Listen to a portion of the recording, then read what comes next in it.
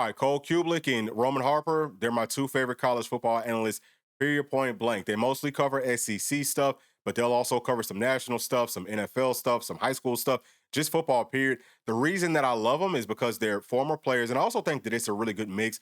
Y'all can see them on the SEC network. Today, we're going to be watching from the Cube show, which I guess that this came out yesterday. That's when I saw it, but either way, love the fact that they just pretty much shoot you straight. It's not a lot of bias. Everyone's got some bias. You have a former, offensive lineman, and then you've got a former safety. So you've got the offense and the defense. You've got the first level and that third level. And I just think that their insight is tremendous, but they really break things down very well. The only thing that maybe they could add that could, I would think, maybe make it just a little bit better is if they had like a quarterback that could break things down the way that they do. But I'm just going to tell y'all, if you're not already tuned in to what they're doing, you most definitely need to, because you're not going to get anything straighter or better than what they're giving to you, obviously, outside of this channel. And y'all please do make sure to like and subscribe to the channel. But we're going to listen to what they had to say, because yesterday they were just talking about SEC football, and they brought up Tennessee. And there's a couple things that I, just want to talk about here. They're going to start off talking about offenses, so we'll listen to what they have to say about Tennessee's offense versus a couple of other offenses. And I want for y'all to see the difference in how they kind of break this thing down with our offense, and then there will be some other things that we'll listen to as well. Start with Tennessee. All right. Because everybody, I think, just high-powered offense, throw the ball deep. Like, all you got to do is, just be able to cover man-to-man. They're going to chunk it. Or they go fast. You just got to get lined up. So, Tennessee's offense, take us through defense. So here we go. So, I'm going to tell you, as soon as you name a team, I'm going to tell you first thing that comes to mind when I think about their offense. And then I'm going to tell you what I would try and do to stop it. Okay, so Tennessee. The first words that come to my mind is like Mickey Mouse, right? It's like this Mickey Mouse offense. It's not real compared to anything else that you're going to see. But also rich and successful, and a lot of people like it. Yes. Okay. Wide receiver. Yeah, and I call it Mickey Mouse because it's unlike anything you're going to see. It's not like real, because the wide receivers are spread from sideline to sideline. Nobody else does that, right? But it's really a run-first team. All right, so stopping it there, because Roman Harper calls us a Mickey Mouse offense, and I've heard people call it a gimmick offense, which I think is true. Okay, I'm just going to be honest with y'all, especially the way that we were running it previously.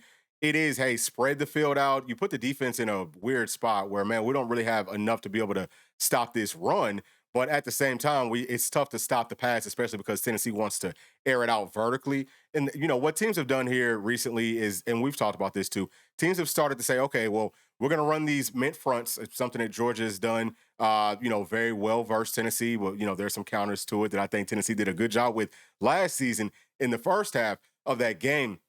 But, hey, we're going to run these, and people call it a 3-3-5. Yes, it is a 3-3-5, but the front is what helps them to be able to slow down Tennessee's running game with those lighter boxes, while having the numbers on the outside to also stop the vertical passing game. But teams will run fronts like that, and then they'll just play deep. And they say, hey, look, we're going to make y'all take all the underneath stuff. It's really only one real place that Tennessee could throw the football to, given the way that we've been running this offense. But to call it Mickey Mouse, I don't know if I would. So for me, Mickey Mouse and Looney Tunes, those are the words that I use for some of these routes that you can see on YouTube, not from real, like football camps, but you'll see if YouTubers are, putting on like a one-on-one wide receivers versus cornerbacks or safeties, whatever. They'll run some routes that aren't real routes that you really can't run in real football. I call that Mickey Mouse. I call that Looney Tune. But this is a real offense. Now, you can't run this in the NFL, and we won't go too deep into it, but you can only run this in college and in high school. But it is a really good offense. So for him to call it Mickey Mouse, I had to disagree with that. But I just thought that it was funny that that's the first thing that comes to his mind. It's not pro style, right? But there are some things that we'll talk more about with our offense. So they run the football. So you got to come into it. Okay, how's my front looking? Can I stop their outside pass game with one high safety or two high safeties? Because you got to stop the run first. So can I stop the run with a 6-man box, which means 6 per people, versus their 6 guys, their 5 offensive linemen and the running back, but then you got to add in the quarterback too. Yeah. Yeah, I mean, so and that right there is one of the kickers to this offense that people have started to talk about more, but I don't think that there's a strong enough point of emphasis to put how this offense operates, having just a quarterback that has a threat to run. That opens up a lot of things because, yes, lighter boxes. So you should have much easier running lanes just for your running back, but you could also use that running back as a lead blocker. And now you've got extreme numbers. So that is what really makes this offense deadly. And, there were times last season, and I've also seen this on some message boards here recently, where, man, it felt like early on in the season that there was no real green light for Nico to use his legs. It was like, man, as soon as someone gets close, you got to get down. So I think that we missed out on some of that with this offense that would have made it even more deadly. We started opening it up more like towards the end of the year, and I think it definitely helped us out. But people overlook that, and it's something that we don't know how is it going to look this season, because going back to 2024, it was Nico, and then it was Gaston who, veteran guy, skill set might not be the absolute best, right? Like we saw what he did whenever he came in versus Alabama, throws a pick first play. That's kind of what Gas Pipe does. And then you also had, Merck, who a very talented guy, but he was just a freshman. So I think that that's part of the reason that Nico really didn't have that green light to be able to run last year. Is it going to change in 2025? Now that we've got three quarterbacks, yes, there's one. He's a veteran. He's played a lot more football than those other two. But then you also have Merck, who is kind of a veteran. He's seen some things, very talented. And then you have GMAC as a true freshman, also very, very talented. Might be the most talented guy. To me, it's very, very similar, the skill sets. So it's not necessarily like, hey, man, and I mean, I'm never wishing any of this, but if something was to happen, we have to go to quarterback number two. It's not like you feel like, man, there's this huge drop off. So maybe you let the quarterbacks move around more. You give them, hey, man, just go out there and daggone ball.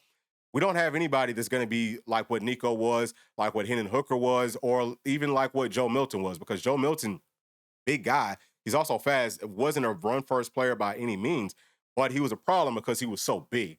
And he's also, I think he ran like a 4.5 or like a 4.6 at 6'5", 245 pounds. So that's a major problem. We're not going to have that. I don't think we're not going to have that same thing with the quarterback's legs. So that is going to be different this season. And the entire offensive structure is going to have to change so that we can still operate. You know what I mean? So this is just some of the things, but to me, it's big that they were able to see these things, not necessarily following Tennessee as closely as we do on this channel, but they just get ball. You automatically kind of don't have enough, right? So then I got to be able to cheat guys and really play double triangles on both sides. So I want to be able to cover every route with these three guys, and I'm going to cheat it one way or another, or I'm going to pick up a man in the run fit from outside when I want to do it. I want to dictate that. So then I have the line going one way to cheat to get another guy from one of the outside wide guys to take it. So here, he's talking about how you had to cheat with Tennessee's offense, something else that we've talked about. So, yes, teams started to say, hey, we're just going to take away all this vertical stuff because now it's easier for us to dedicate maybe some more bodies to that box because we don't have to necessarily dedicate as many bodies to our coverage because we're just playing deep. We're going to make them dink and dunk. We're going to come up. We're going to make tackles versus what we saw last season, so wide receivers that weren't really making people miss. So that didn't scare you that, hey, they're going to take a hitch or take a slant to the house. So that's a big part of what I've, spoke about with, hey, there's been some changes in how defenses scheme Tennessee's offense, and it's been working. And that's why moving forward, we will have some more changes. But yes, you can do it that way. That's one version of the cheating that Roman Harper's talking about, but also trying to cheat more to the box to try to stop that run, which is part of it, right? If you can just play deep, less people have to play out in coverage, you can dedicate more people to the box and slow down Tennessee's running game. And that's how Tennessee's offense was so stagnant last season, is because that's exactly what teams did. And not even just our entire offense, but really Tennessee's passing game. It was a lot more stagnant than what we might be used to. To make it 2 versus 2 and then still 3 over 2 on the other side. So trying to play that cat mouse game as much as possible, down in distance. And I need a really salty game up front. Like, we got to win up front. You got to get some games going, get guys knocked off. Don't let the running back just run downhill on you. You do that, you'll be successful. I think Pete Golding told us a couple of years ago when we were talking about it, because they were playing, Utah State, and they had Tennessee like a couple weeks later. And I was like, does this help against them? And he's like, talking about defending it. He's like, I've gotten to a point now where I've just said, screw it. We're not playing this halfway shit anymore. Like, we're either going to play out and we're going to take away the quick throws, or we're going to play in and take away the run. He's like, I'm done with the half-ass, figure it out, make them think, do this, do that. He goes, because then my guys just get out of place. And then my guys don't make a play. He's like, at least out here, I know we're not going to make that play because we don't have enough guys. But by God, we're going to make that play in here because we got enough guys. He's like, so that's it. We just got past it. And I was like, yeah, it makes sense to me. So going back to my point, that is the secret, or it was the secret to stopping Tennessee's offense, is that you had to play very simple. If you try to stop everything, if you try to be overly complicated and make our offense think, or, like you have to dictate terms by being more simple. That's what teams have been doing. That's why our offense has been so stagnant. But the counter to it is definitely what we've been looking at, where it's more pistol, it's more slant, it's more underneath stuff, drags, crossing patterns. That is the kicker, because now it takes away, what was the strength of these defenses last year, where they can play it simple, play it deep, dedicate a couple more bodies to the box. Now you can get some really bad mismatches, and that's why I really feel like Tennessee's offense moving forward this year, and even after that, I think that we found that fix. So that's why I'm very much looking forward to it. All right, what about Ole Miss and Lane? So. All right, so real quick, understand that Ole Miss runs the exact same offensive scheme that Tennessee does, but listen to the difference in what Roman Harper says about how you want to slow down what they do. Ole Miss is a team that, number one, they're a team that wants to beat you with the play action pass. They're a team that wants to have explosive, big plays, up and down, put up points type offense. And so it depends on personnel. I think Lane Kiffin will have some things that he will have in his repertoire, but Lane is a person that offensively they build the team around whatever the people that they got. Yeah. So I think they're a bag of tricks from year to year. I think this offense will look differently than what it's probably looked like in the past couple years. And so I think that is one special thing about Lane. I don't think you can just put Lane in a box and say, this is what they do. Tennessee, Heupel, this is what they do. You see what I'm saying? And then he tries to get pieces to go in there. I don't think Lane does that. Lane had Amari Cooper. Yeah. Who had like 138 targets. And then he had Derrick Henry, who had 395 carries. Like, I mean, when he had Elijah Moore at Ole Miss, I mean, motion to the backfield, line up in the backfield, out of backfield, slot, wide. I mean, it just depends. Yes. Completely different bag of tricks. Lane's going to build it. So you got to wait till you see what you're going to get rolled out this year before you can say exactly what Ole Miss is going to look like offensively. You can try and guess, and they'll be able to. The big thing to me that's going to be consistent is play action. He wants downfield explosive plays. That's what Ole Miss wants. But just like you said about Tennessee, to have play action, got to run the ball first. I mean, it can't be – nobody gives a shit about play action if the run game's not going. So. And the thing about Tennessee's run game, play action, it's not really play action. Their receivers are just running routes. But like you said, that half and half stuff, guys are eyes in the backfield, but they ain't looking at the man. I just meant the mindset that both these offenses are aired out all the time when they're both run-first offenses. Yes, they are. What they are. All right, so – there's a lot of things that I want to talk about there. So again, understanding that Ole Miss runs the exact same offensive system that Tennessee does. But you hear how they're like, oh, well, we got to see what they're going to do this year because they can do this, they can do that. It's not just one set thing like that Tennessee offense. This is what I've been talking about, man. I'm happy that they see the exact same thing. It's so true, though. And we even talked about it last season that Ole Miss runs the same system, but they run it better than Tennessee does. And Mississippi State runs the same system. I think that they ran it better than Tennessee did. Now, some people will say, well, Mississippi State, they didn't have a very good record. Well, they also didn't have very much talent. So that's why their record wasn't as good. But if you look at their passing yards versus UGA, I think that it was better than what Tennessee's had, right? And it's with less talent in the same system. The problem has been we haven't opened things up enough. Right. And he talks a lot about, Tennessee, they want to try to sell that run, but they're not really selling it necessarily because you never really turn your back to the line of scrimmage or nothing like that. That's where the pistol comes in now, where you can get some real ball fakes and really get the defense to bite up with some just quick crossing patterns to go right over those linebackers' heads. Those are relatively, those are more simple passes than having to try to hit somebody 50, 60 yards down the field. I know that it might seem like, even if they're wide open, it seems like, man, that's just it is kind of a layup, but those are still more difficult passes than when someone's right in your face and wide open. That's what Lane Kiffin's been doing at Ole Miss. We saw what they did to UGA's defense, with a whole bunch of slants and, a whole lot of pre-snap movement and misdirection. And just utilizing the entire field. That's where Tennessee has to get better at, and we will get better at in 2025. And we've made so many videos just about Tennessee's offensive scheme change, but no one's talking about this enough because it's going to, like how they're saying, well, we already know what Tennessee's going to do. We don't know about Ole Miss. They don't know what's coming. So I think that these first few games, it's going to be critical for us to get off to a fast start, before the offenses, or I'm sorry, prior to those defenses having a chance to kind of switch up what they're doing. But even if they switch, now we have a counter. We can go back and forth. We can either go fast tempo, spread you out and throw the football vertically and run the football right at you, or we can slow things down, get some more movement, get some, wide receivers kind of tighter, closer, run some different routes. And it's an answer to the playing a simple and also to playing a straight up where the defenses get a lot more complicated. So I feel very confident about us moving forward. All right, last one. I'll give you Florida, and a couple reasons. I know you love Lagway. You really did a really cool, I don't want to say comparison because I don't want people to think that you said that Lagway is going to be Cam Newton, but just you talk more about the personalities, and you only really played with one guy that everybody else rose to the occasion when he was on the field, and it was Cam. And probably we've all had those guys where we're just trying to catch up to athletically and physically, and we're just never going to be there, but you try harder to be that. Yeah. I played with Shaquille Spikes, and offensive line wise played with Victor Riley. They did things I couldn't do, but you try to get to there. And so it makes you better.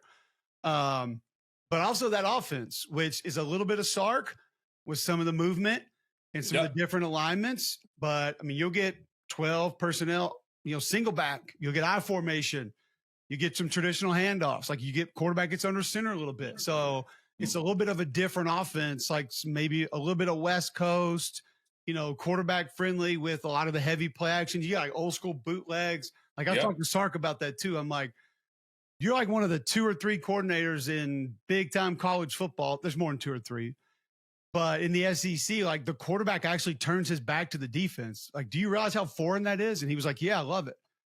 Yeah. He was like, I want to sell the defense, and he's handing the ball off.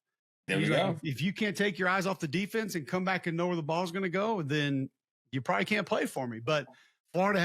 So there he's talking about Texas, the Texas offense, and how they do the same thing that we just talked about, where you're actually going to sell that handoff, turn your back to the defense, and then turn back around, and you have to be able to find a guy. See, that is processing, okay? That's where you need to be able to process. Tennessee's offense doesn't have that built in. Ole Miss's offense it's not built in. Mississippi State, or the processing is built in. Maybe I should say it that way. It's a lot easier to process in those types of offenses because you're not doing as much, but because it's so simple and easy for the quarterback and really for the offense, period. It also makes it a little bit easier for the defense to know what you're doing and to slow down what you're doing. So it is very important that Tennessee is going to be adding that pistol. It's going to be a lot more boot action where the quarterback puts the ball inside of the running back's belly, turns his back to that defense, and, linebackers bite up, safeties bite up. You can't just sit back and do one thing. You've got to play us more honest. And then once they start doing that, then that's when Tennessee can go back over the top. But yes, the processing is going to step up. That should help us to get quarterbacks, which we've done a good job with quarterbacks going pro, but I think that'll help their draft grade even more. Wide receivers, running backs, offensive line, more like that pro style stuff. It's going to help us out tremendously in several different ways. Has a lot of that stuff too, like some of the old school stuff that can throw a defense off. How do you view that group? Not them so much this year, but just the offense in general. Okay, so the first word that comes to my mind is pro style.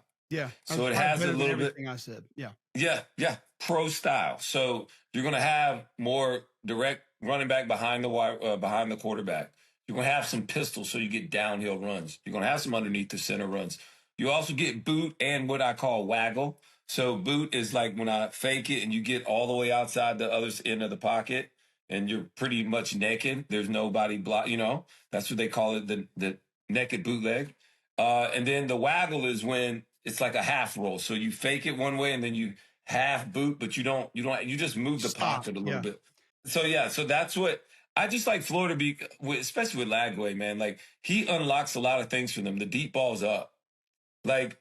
You don't have a lot of quarterbacks where a wide receiver's 40 yards, 50 yards down the field. And as a defensive back, you still got to turn your jets on because this quarterback can throw it 65. Right. And so the wide receivers, he's still in play.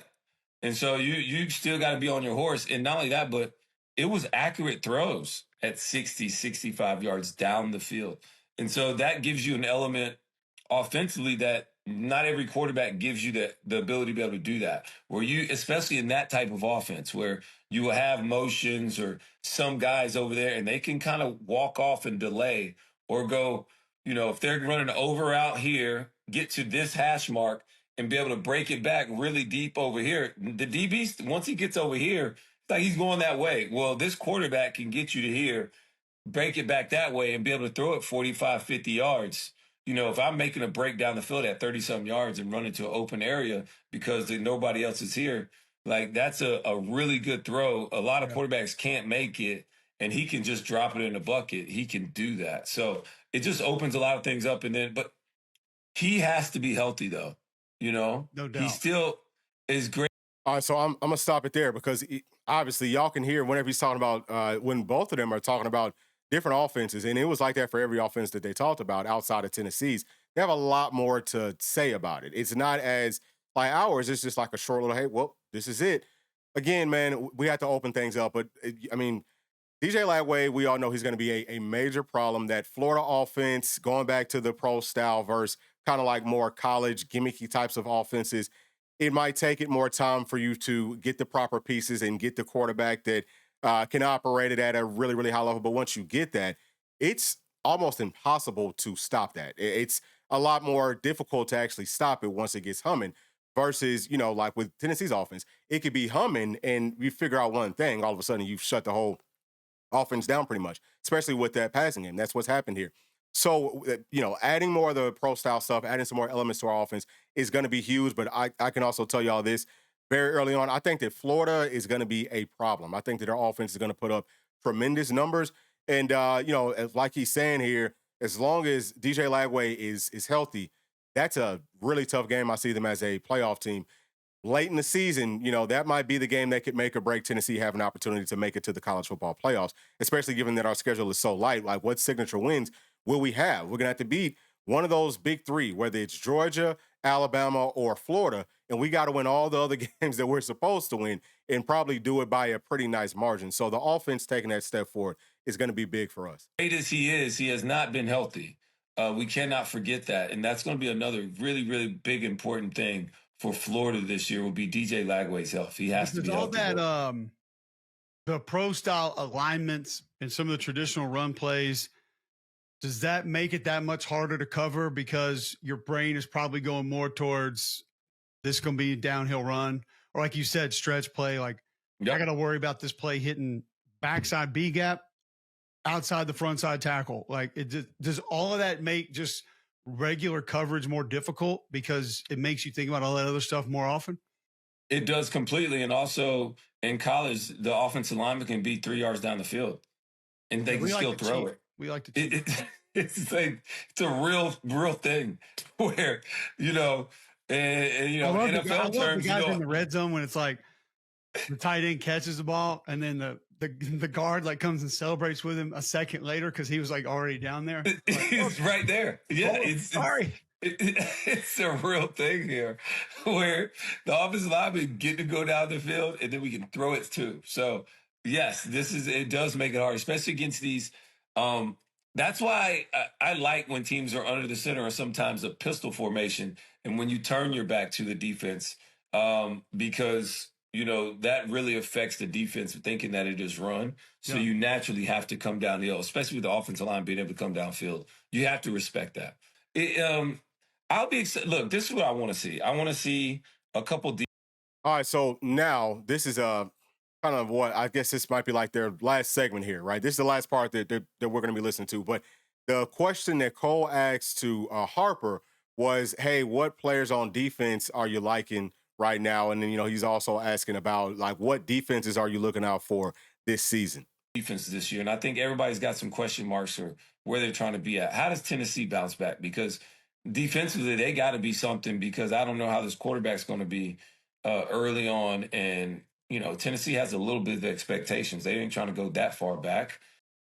All right, so that's where we're going to end it off at because this is the same question that I think all of us as Tennessee fans are asking.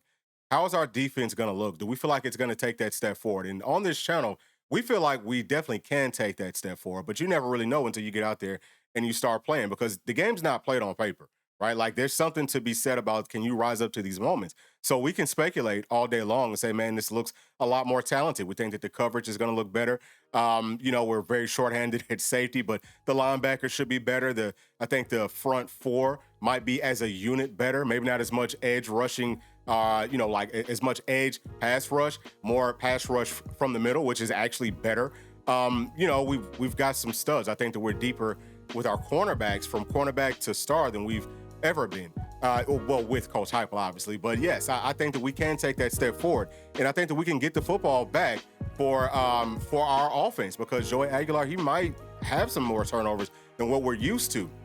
If we're going to be getting more turnovers, something else that they actually talked about in this podcast was, you're not really going to be getting those turnovers from playing man-to-man coverage. You get that when you're playing zone. So can Tennessee's zone defense look a little bit better than maybe it did last season? That's going to be based off of several different factors, like we talked about linebackers taking that step forward, but also, can we get the pressure with just our front four, or can we get a little bit I guess more open with our blitzes? Will we blitz more corners and things like that? This defense is going to have to probably carry us, especially early on, until those quarterbacks start to hit their stride, right? And we might see multiple quarterbacks play throughout the course of this season. But I thought that they brought up a lot of very interesting points. I feel confident. We've got about maybe 2.5 more weeks until fall camp starts up, and I think in about 2 weeks we're going to be going to SEC Media Day. So a lot more things for us to talk about, but I would love to hear y'all's thoughts down in the comment section. And as always, y'all, please do make sure to like and subscribe to the channel. We'll see you on the next one. Thanks. Peace. Thanks for watching, and please make sure to like and subscribe to the channel, because that keeps us growing inside of the YouTube algorithm. And if you did like this video, here's another one that you might also enjoy. Thank you. We'll see you on the next one. Peace.